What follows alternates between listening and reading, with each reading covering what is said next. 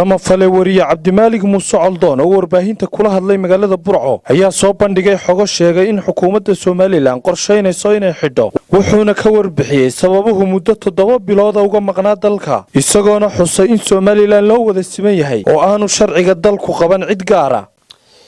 xogta ay sheegaysaa sida ay sheegayso waxa soo gaaray magaalada Burco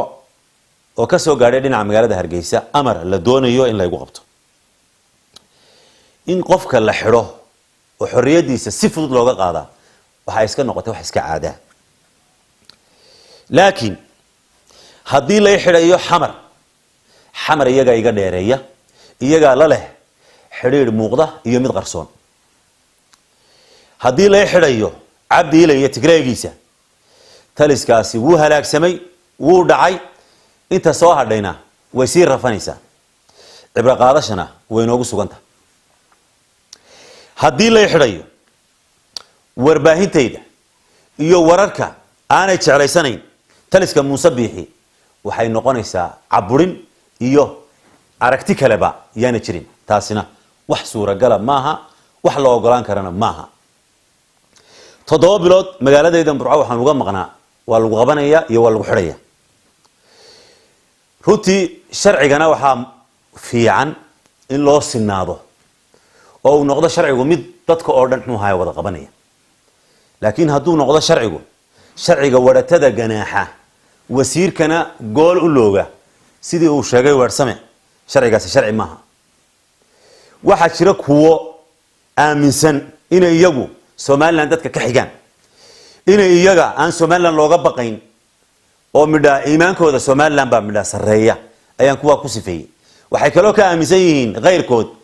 in iimaankoodu hooseeyo iimaankooda tabcan Soomaaliland inuu hooseeyo oo iyaga looga baqayo Soomaaliland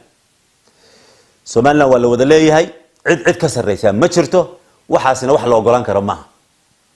waxa xusid mudan doorashadii ugu dambeysay ee ka dhacday Soomaaliland gaar ahaan doorashadii madaxtooyada ama madaxweynaha Muuse Biixi meelo kala duwan ayaa laga taageeray dadka taageeraya waxa weeye dambay ka lahaayeen cid kasto cid taageeraysana dambay ka leedahay dhinacyadii taageeray Muuse Biixi waxa kamida taliska Cabdi Ilay waana la wada ogyahay laba arrimoodna ugu muhiimsana wixii loo taageeray Muuse Biixi kow in taliska Cabdi Ilay loo fududeeyo